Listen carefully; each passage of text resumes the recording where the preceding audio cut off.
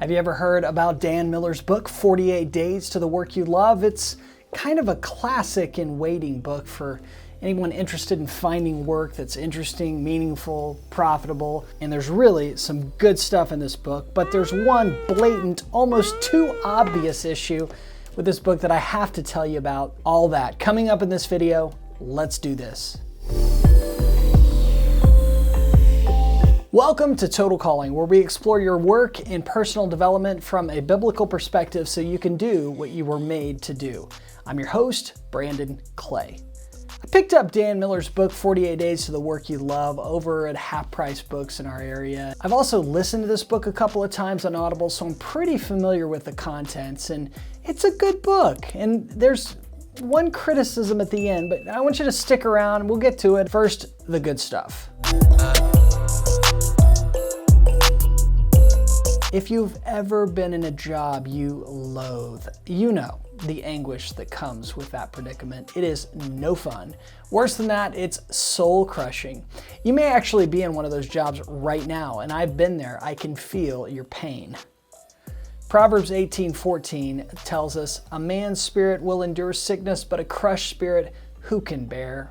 If you are stuck in a spirit-crushing job and don't know what to do, it can wreck your vision for the future and for the productivity that you could have in the present. Which brings me to the first takeaway for Dan Miller's book. Miller gives us a vision for finding work you're going to love. He addresses the mindsets that hold people back and peppers the chapters with snippets from other people's lives to illustrate the overarching vision for the book, that you can find work you enjoy, and oftentimes you'll get paid more than you're making now in the new role. Here's one illustration Miller gives on page 154. I recently worked with a young lady who had lost her job, in which she earned over $70,000. Panicked and convinced she could never find another job in that income range, she had decided she would have to start her own business. However, after identifying her unique areas of competence, I advised her against that and encouraged her to do a creative job search. In a short period of time, she had 2 offers on the table. The clearly better fit offered her a base salary of $89,000. We discussed the offer, the fact that it was a great fit, and she went back and asked for $98,000. They settled at a base of $94,000 with some additional benefits, bringing her package to approximately $105,000. Now, this is a story of just one person, but it illustrates the possibilities that we sometimes cannot see when we're stuck in a bad job, stuck in a toxic company, or just stuck with a bad attitude. This book may give you a vision for a new life you've been dreaming about.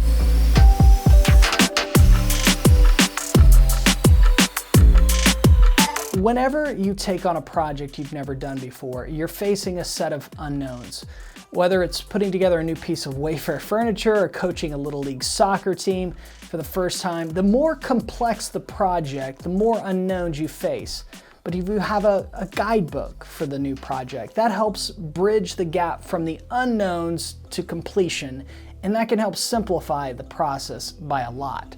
Something like a dummies book can make a world of difference in a new role. Landing new work that you actually enjoy may be a project you've never done before.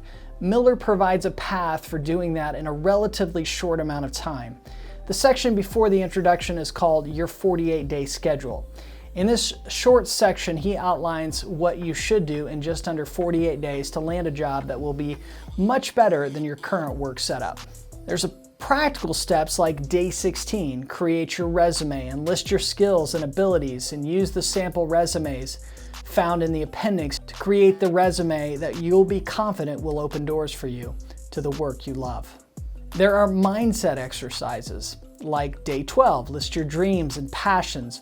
What is it you find that you naturally enjoy? If money were not important, what would you spend your time doing? When do you find the time just flying by? You must include these in some form of your work, otherwise it's going to be missing a critical element. I love how Miller gives a time-bound path, in this case 48 days, to focused activities to help create a new work reality. It breaks down a complex problem into simple steps.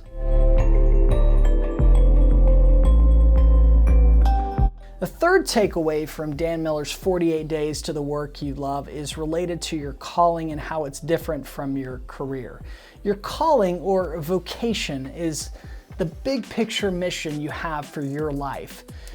Miller describes it on page 40 when he says, the word vocation comes from the Latin vocare, which means to call. It suggests that you are listening for something that is calling out to you, something that is particular to you. A calling is something you have to listen for, attuning yourself to the message. Vocation then is not so much pursuing a goal as it is listening for a voice.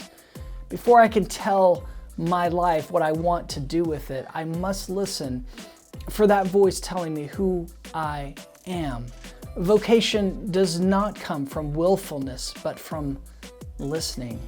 Calling or vocation then is not what you're deciding to do with your life. It's more about hearing what you ought to do with your life.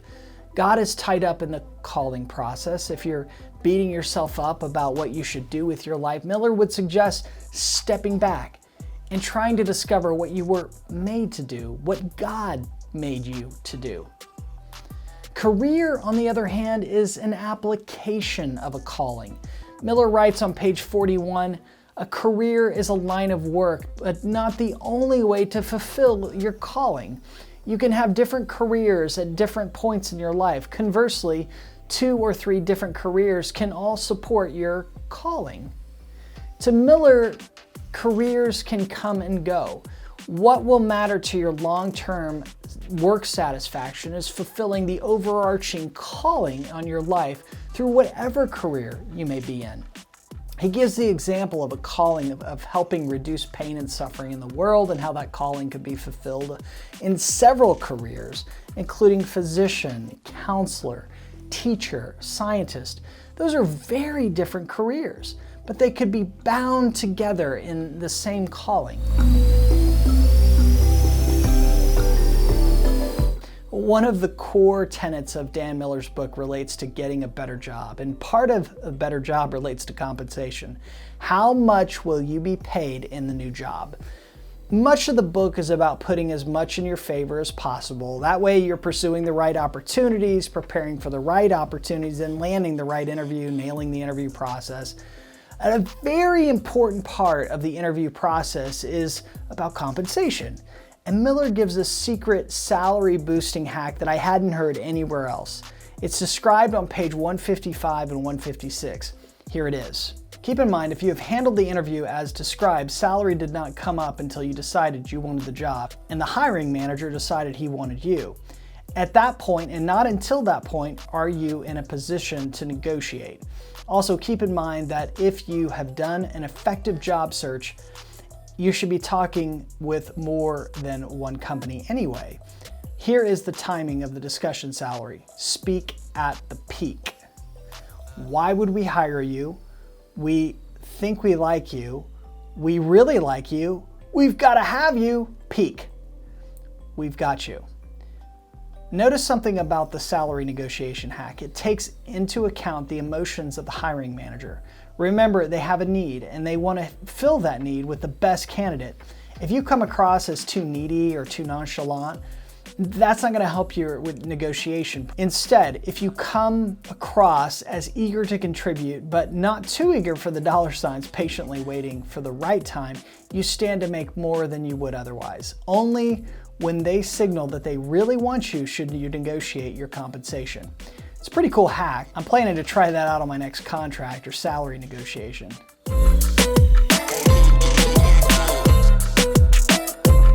The final positive takeaway from 48 Days is Miller's encouragement to change.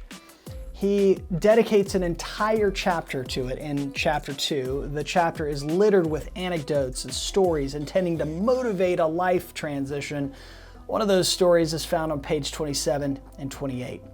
A neighbor saw an old dog lying on a front porch. Hearing the dog softly moaning, the neighbor approached the porch. He asked the owner why the dog was whimpering.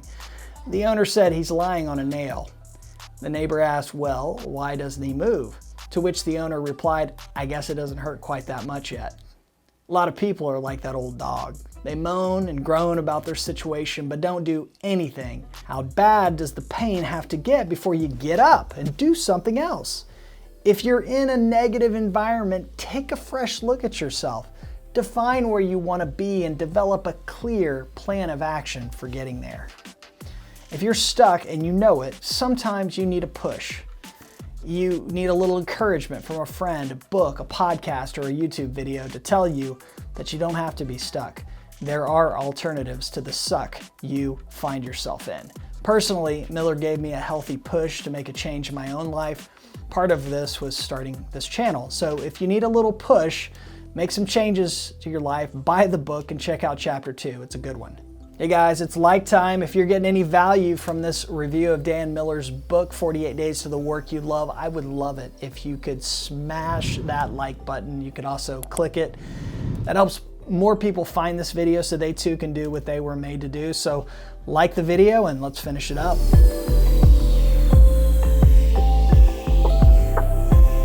All right, the moment you've been waiting for. What's wrong with Dan Miller's book? The one major, almost too obvious issue that I've found with Dan Miller's book is the title of the book, 48 Days to the Work You Love. That's a pretty big promise. Spend 48 days doing the things that Miller tells you to do, and you're gonna end up with work you love just shy of 7 weeks.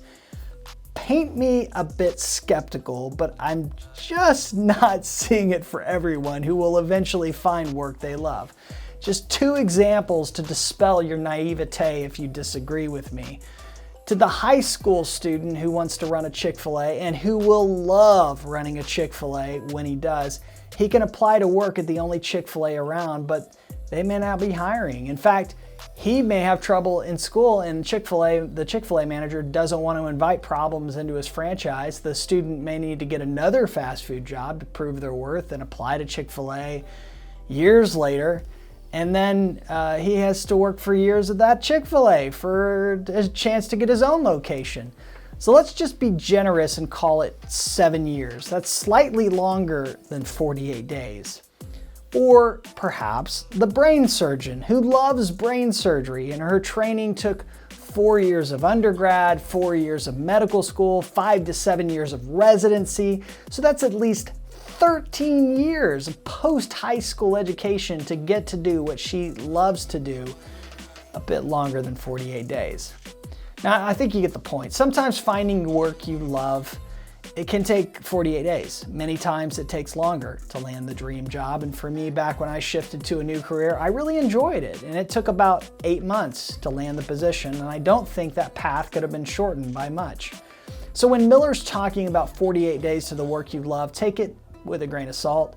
It could take 48 days or 4 to 8 years or 13 years if you want to be a brain surgeon. Miller has a catchy title, but not exactly reality for everyone.